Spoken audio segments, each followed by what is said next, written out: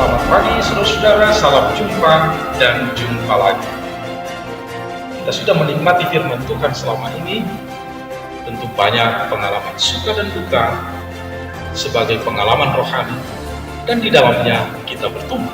Oleh karena itu saudara, kabar-kabarilah pengalaman itu agar kita bisa bersama-sama berdoa. Sebentar lagi kita akan mendengarkan firman Tuhan yang akan mendampingi kita di dalam perjalanan hidup kita untuk tetap berbahagia. Shalom, jemaat Tuhan yang terkasih dimanapun berada. Sebelum kita mendengarkan firman Tuhan pada hari ini, adalah kita terlebih dahulu bersatu di dalam doa. Kita berdoa, damai sejahtera yang melampaui segala akal, itulah kiranya yang memelihara hati dan pikiran saudara dalam Kristus Yesus Tuhan kita. Amin. Marilah kita dengarkan firman Tuhan yang akan dibacakan oleh peserta anak CD. Shalom, firman Tuhan untuk kita hari ini tertulis dalam 1 Petrus 2 ayat 11. Saudara-saudaraku yang kekasih, aku menasihatimu kamu supaya sebagai pendatang dan perantau, kamu menjauhkan diri dari keinginan-keinginan daging yang berjuang melawan jiwa. Demikian firman Tuhan, berbahagialah orang yang mendengar firman Tuhan serta memelihara di dalam hatinya. Amin.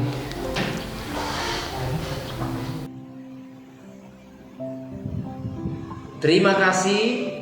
Mari kita kembali mendengarkan pertanyaan yang akan disampaikan oleh anak CD. Terima kasih untuk pembacaan firman Tuhan hari ini. Yang menjadi pertanyaan saya adalah, dengan cara apa kita sebagai pendatang agar tidak sama dengan dunia ini? Terima kasih, Tuhan Yesus memberkati.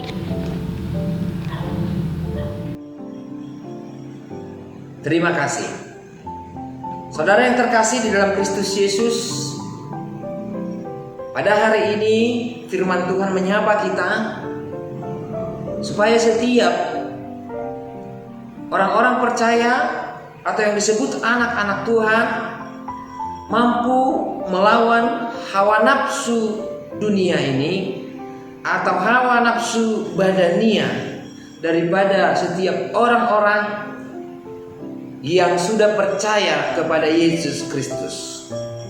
Di dalam nats kita hari ini, Rasul Petrus menuliskan bahwa setiap kehidupan orang-orang yang disebut anak Tuhan harus mampu menjadi orang yang menarik perhatian. Mengapa saya katakan setiap anak Tuhan itu harus mampu menjadi seorang yang menarik perhatian, yaitu dengan cara tidak mengikuti cara atau gaya hidup dari orang-orang yang hidup di dunia ini. Itulah caranya. Setiap anak-anak Tuhan itu harus mampu berbeda dengan menunjukkan gaya hidupnya tidak sama dengan gaya hidup dunia ini, yaitu harus mampu hidup lebih baik, harus mampu menguasai dirinya.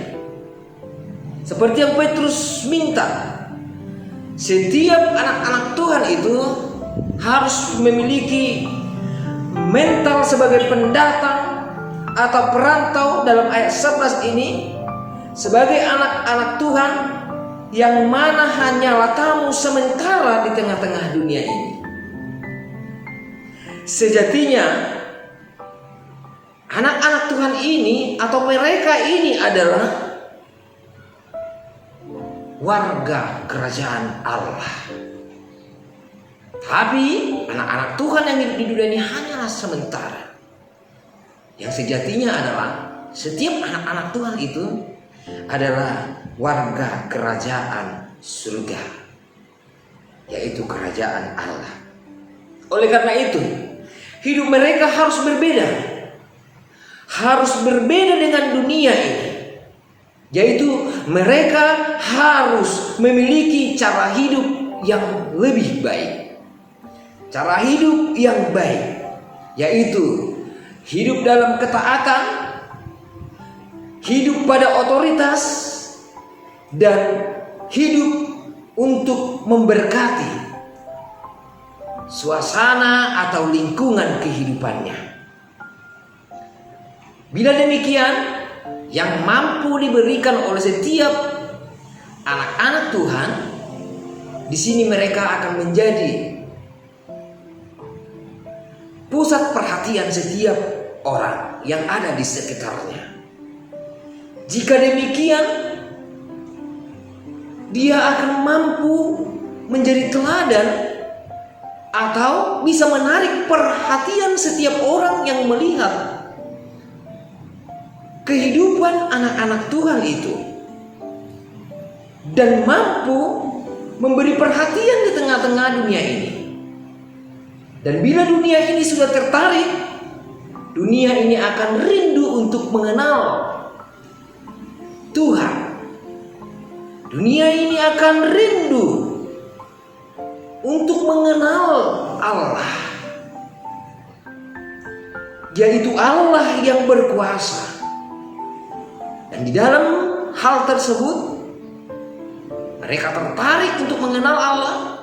Di sana Allah akan bekerja untuk memberikan kepada mereka atau mengubahkan kehidupan mereka. Jemaat Tuhan yang terkasih, inilah iman Alkitabiah.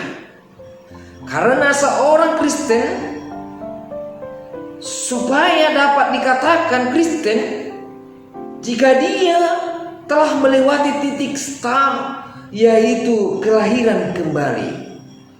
Seseorang yang telah dilahirkan kembali menurut Alkitab harus masuk dalam proses pengudusan. Salah satu kendala atau hambatan pertumbuhan iman adalah orang belum siap meninggalkan dosa-dosanya. Inilah yang menghambat perkembangan kehidupan pertumbuhan iman orang-orang Kristen. Sebab mereka belum bisa mengalahkan hawa nafsu kedagingannya atau badaniannya. Tapi pada saat ini, seperti ilustrasi yang mengatakan, tidak mungkin air yang kotor mampu mencuci pakaian yang kotor. Dengan kata lain, Allah baru mau memakai seseorang menjadi alatnya, menjadi alat Tuhan di tengah-tengah kehidupannya. Seseorang tersebut harus hidup di dalam kekudusan. Kekudusan Allah harus ada di dalam setiap orang yang mau dipakai Allah untuk sebagai alatnya di dunia ini.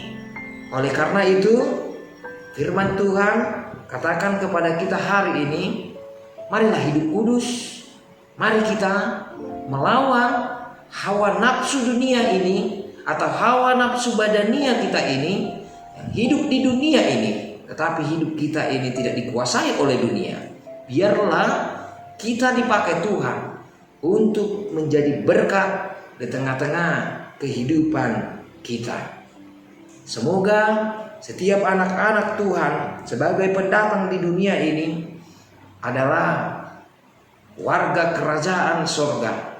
Hiduplah sesuai dengan kehendak dan keinginan Tuhan di tengah-tengah kehidupan kita. Tuhan Yesus memberkati. Amin.